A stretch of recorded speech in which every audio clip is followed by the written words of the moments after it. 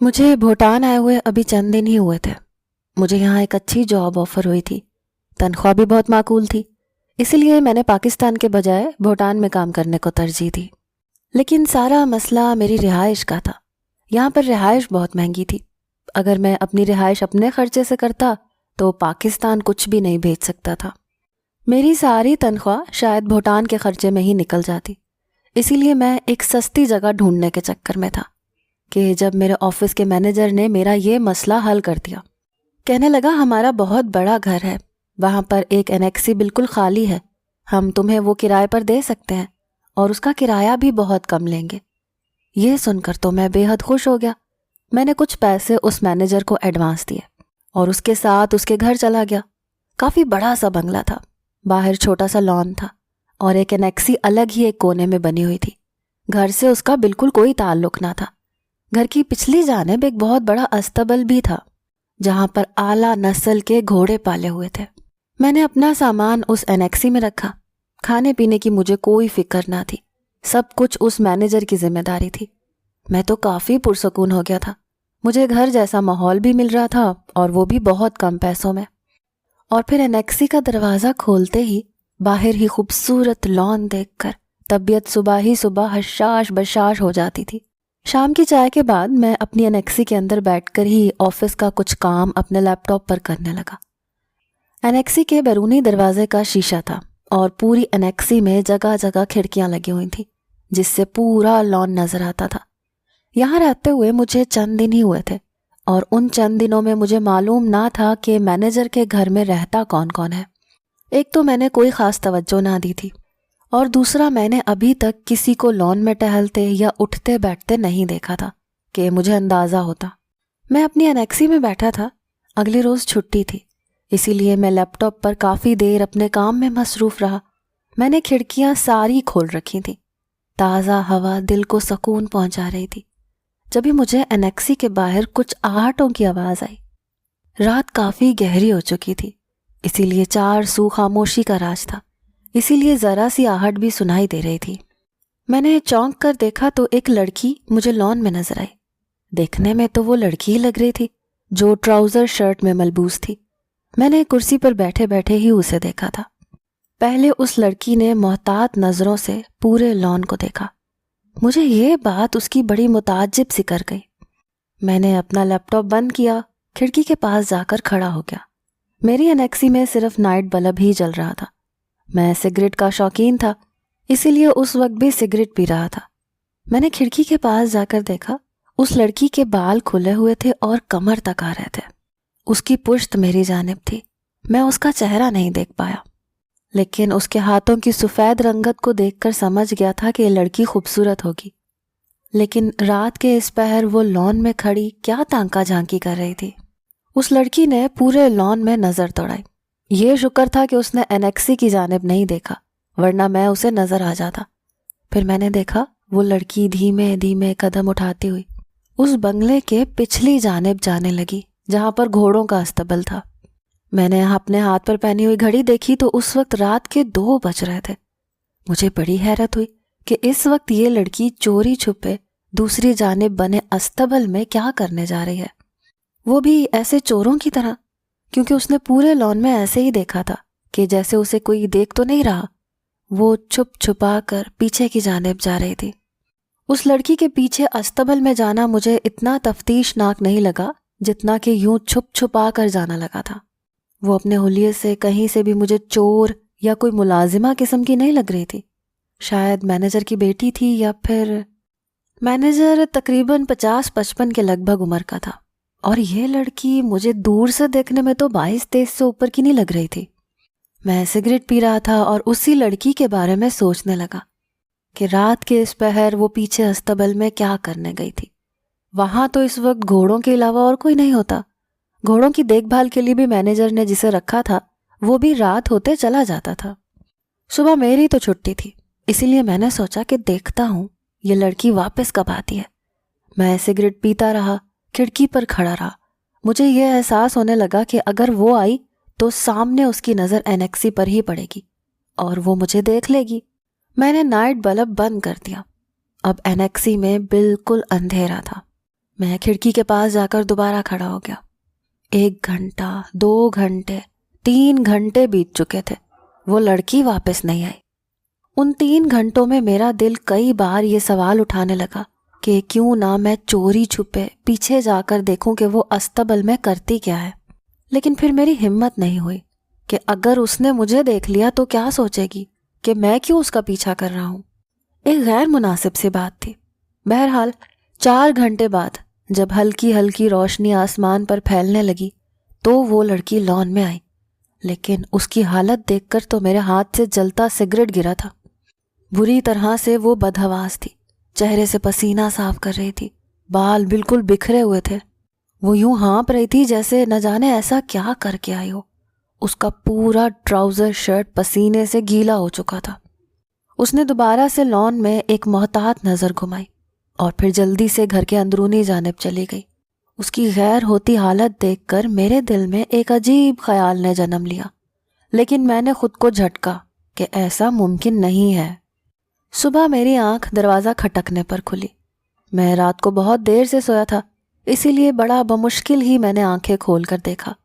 وہی ملازمہ تھی جو روز میرے لیے ناشتہ لے کر آتی تھی۔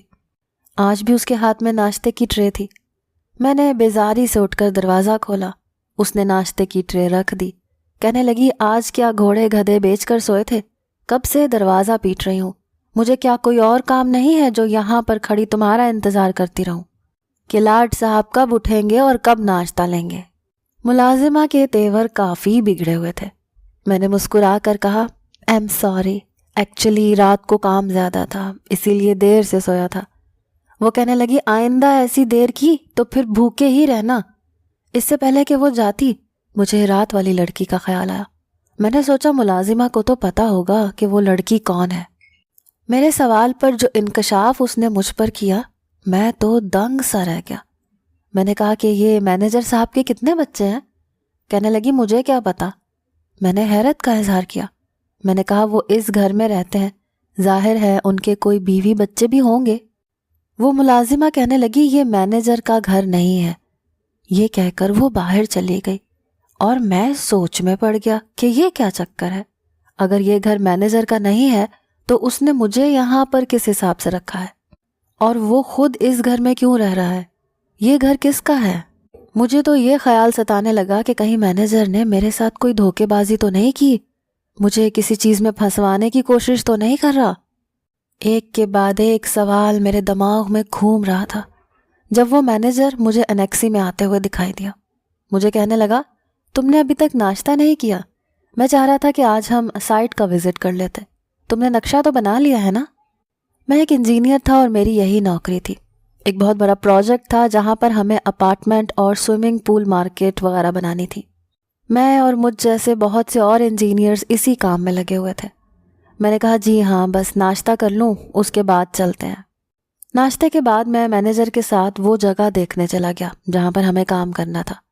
وہیں میں نے باتوں باتوں میں مینیجر سے پوچھا کہ یہ گھر کس کا ہے؟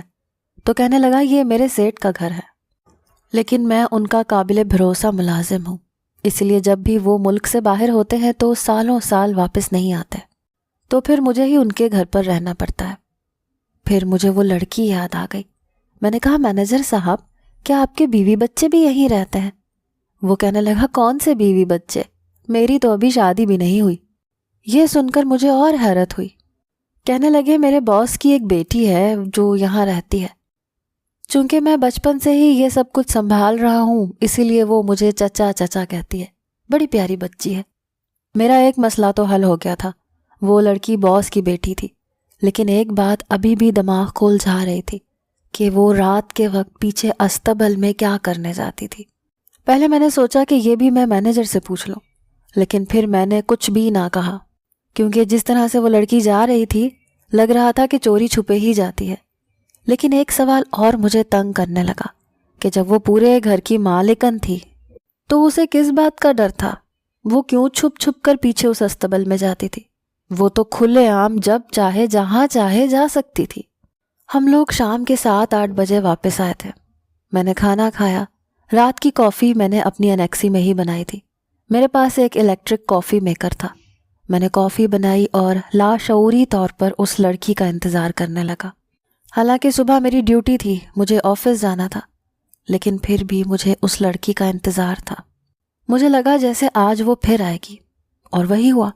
رات کے ٹھیک 2 بجے وہ لڑکی پھر سے یوں ہی ٹراؤزر شرٹ میں باہر آئی، اور پھر پورے لان کو اس نے ایسے دیکھا جیسے یہ جاننا چاہ رہی ہو کہ کہیں کوئی اسے دیکھ تو نہیں رہا۔ اب دھیرے دھیرے قدم اٹھاتے ہوئے وہ پیچھے استبل کی جانب چلی گئی۔ میرے دل میں خیال آیا کہ آج تو میں اس کا پیچھا کر کے دیکھ لوں کہ آخر یہ پیچھے کرتی کیا ہے۔ لیکن پھر مجھے یہ بھی خیال آنے لگا کہ مجھے صبح آفس جانا ہے، اگر میں دیر سے اٹھا تو مینیجر سے میری اچھی خاصی کھچائی ہو جائے گی۔ میں نے کہا مجھے اس سے کوئی مطلب رکھنا ہی نہیں چاہیے کہ وہ کیا کرتی ہے کیا نہیں، باس کی بیٹی ہے، اگر اس نے مجھے دیکھ لیا یا میری شکایت اپنے ابا سے لگا دی تو مجھے نوکری سے بھی ہاتھ دھونا پڑے گا۔ لیکن پھر وہی تجسس کہ ایک بار دیکھ لینے میں کوئی حرج نہیں ہے۔ میں اٹھ کر جیسے انیکسی کے دروازے تک پہنچا تو مینیجر کو تیزی سے لان میں آتے دیکھ کر وہیں ٹھٹک کر رک گیا۔ اس نے پورے لان میں نظریں گھمائی اور پھر پیچھے استبل کی جانب بڑھ گیا۔ کچھ ہی دیر میں وہ اس لڑکی کا ہاتھ تھامے اسے لے کر آ رہا تھا، اور وہ لڑکی اس سے اپنا ہاتھ چھڑوا رہی تھی، اور وہ مینیجر اسے گھور گھور کر دیکھ رہا تھا اور یہ بھی کہہ رہا تھا کہ آئندہ اگر وہ رات کے وقت پیچھے گئی تو وہ اس کی شکایت اس کے باپ کو لگا دے گا۔ وہ لڑکی خاموش تھی لیکن آنسو بہا رہی تھی۔ وہ گھر کے اندر جا چکے تھے۔ میں مزید الجھن کا شکار ہوا۔ مجھے صبح آفس بھی جانا تھا، اسی لیے میں نے لیمپ بند کیا اور سو گیا۔ صبح جب میں اٹھا تو وہ لڑکی لان میں ہی تھی، لان میں لگے خوبصورت پھولوں کو توڑ رہی تھی۔ وہ اپنے ہی کام میں مگن تھی۔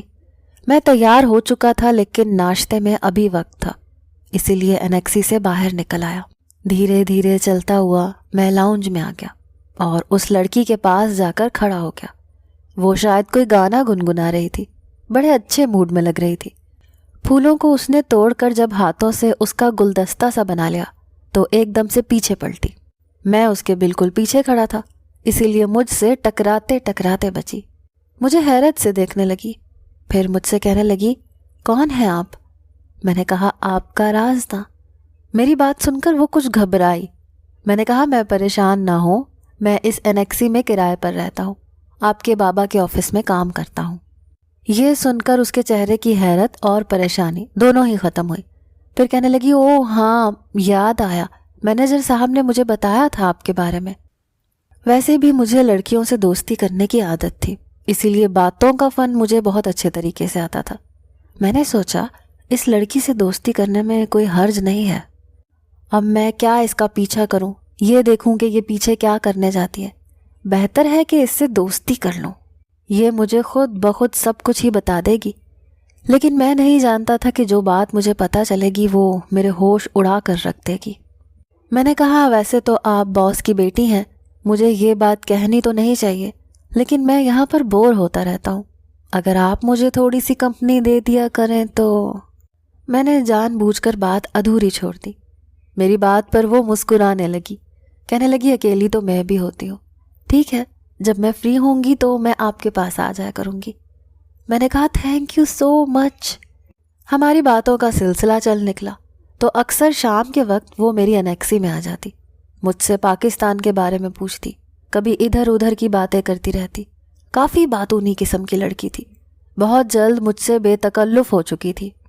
لیکن جب میں نے اس سے یہ پوچھا کہ آپ کو گھوڑے کیسے لگتے ہیں تو اس کے چہرے پر عجیب سے رنگ آ کر گزرے۔ کہنے لگی مجھے گھوڑوں سے بے حد محبت ہے۔ میں نے کہا جب بھی آپ رات کو استبل میں جاتی ہیں۔ اس کے چہرے کا رنگ ایک دم فک سا پڑ گیا۔ کہنے لگی تم میرا پیچھا کرتے ہو، مجھ پر نظر رکھتے ہو تم۔ وہ اس قدر غصے میں تھی کہ میں تو بوکھلا کر رہ گیا۔ میں نے کہا نہیں نہیں ایسی بات نہیں ہے، ایسی رات کو آنکھ کھلی تو میں نے تمہیں پیچھے استبل کی جانب جاتے ہوئے دیکھا تھا۔ وہ فوراً سے کھڑی ہو چکی تھی، غصے سے مجھے دیکھنے لگی۔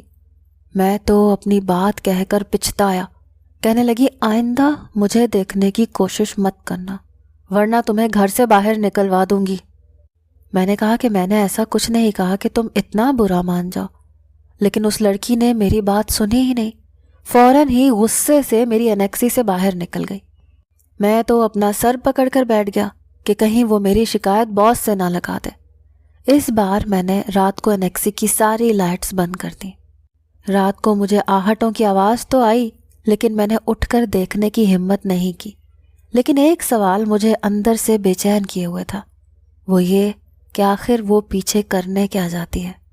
لیکن اس سے یہ بات پوچھ کر میں نے اپنے ہی پیروں پر خود ہی کلہاڑی مار دی تھی۔ اب تو وہ مجھ سے بھی چوکنی رہنے لگی تھی۔ اس کے بعد اگلے ہی روز آفس سے واپس آنے کے بعد میں گھر کے اندرونی حصے کی جانب بڑھ گیا۔ میں سوچ چکا تھا کہ میں اس لڑکی سے معذرت کر لوں گا۔ مجھے واقعی اس کے معاملات میں دخل اندازی نہیں کرنی چاہیے تھی، اور نہ ہی اس سے پوچھنا چاہیے تھا۔ میں اس ارادے سے جب گھر میں داخل ہوا تو ملازمہ سے پوچھا کہ مجھے باس کی بیٹی سے ملنا ہے، مجھے ان سے بات کرنی ہے۔ تو وہ کہنے لگی کہ وہ پیچھے استبل میں ہے، وہیں جا کر بات کر لو۔ اب میں یہ سوچ رہا تھا میں استبل میں جاؤں یا نہ جاؤں۔ بہرحال میں دھیرے دھیرے قدم اٹھاتا ہوا اس بنگلے کے پچھلی جانب جانے لگا جہاں گھوڑوں کا استبل تھا۔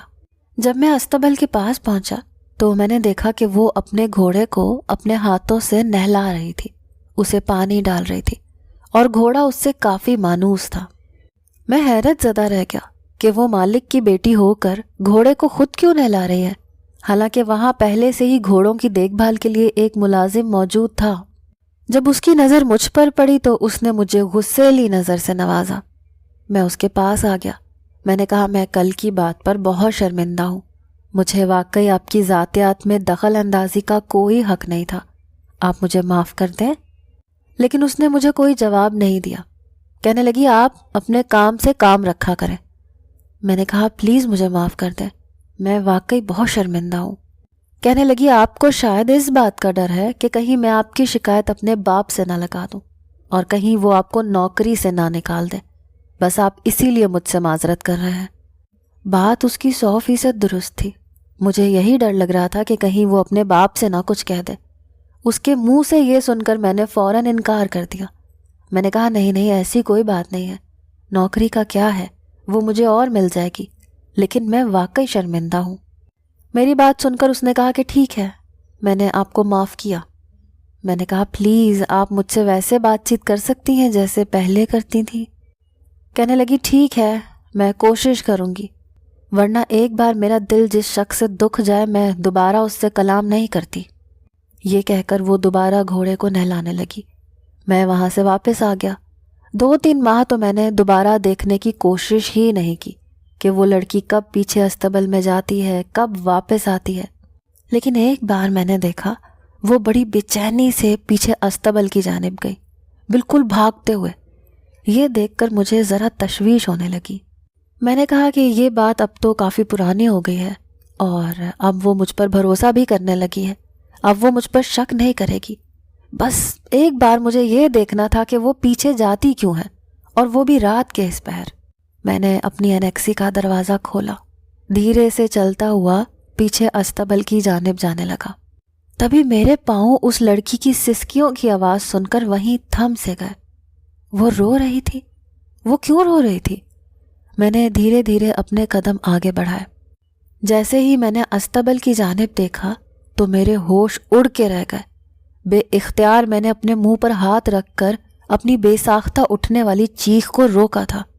میں وہیں سے الٹے قدم واپس آ گیا اور اپنی انیکسی میں جا کر دروازہ بھی بند کر لیا۔ یہ کیا تھا جو میں دیکھ کر آ رہا تھا؟ میرا ذہن بالکل کام کرنا چھوڑ گیا تھا۔ میں تصور بھی نہیں کر سکتا تھا کہ وہ لڑکی رات کے اس پہر پیچھے استبل میں جا کے یہ کام بھی کر سکتی ہے۔ کچھ ہی دیر بعد میری انیکسی کا دروازہ کھٹکا۔ میں تو پورے کا پورا چونک کر رہ گیا، اور میری جان اس وقت نکلی جب وہ لڑکی میری انیکسی کے باہر کھڑی تھی۔ مجھے یہی خوف ہوا کہ کہیں وہ مجھے دیکھ نہ چکی ہو۔ میری انیکسی میں اس وقت بالکل اندھیرا تھا۔ میں نے کچھ دیر بعد اٹھ کر دروازہ کھولا اور آنکھوں کو یوں مسلا جیسے میں نیند سے جاگا ہوں۔ وہ اندر آئی، کہنے لگی تم پھر میرے پیچھے آئے تھے نا؟ میں نے کہا نہیں، میں بھلا آپ کا کیوں پیچھا کروں گا؟ کہنے لگی مجھے لگتا ہے وہ مینیجر کا بچہ میرا پیچھے پڑ گیا ہے۔ مجھ سے کہنے لگی یہ مینیجر اچھا آدمی نہیں ہے۔ میں نے یہ بات حیرت سے سنی۔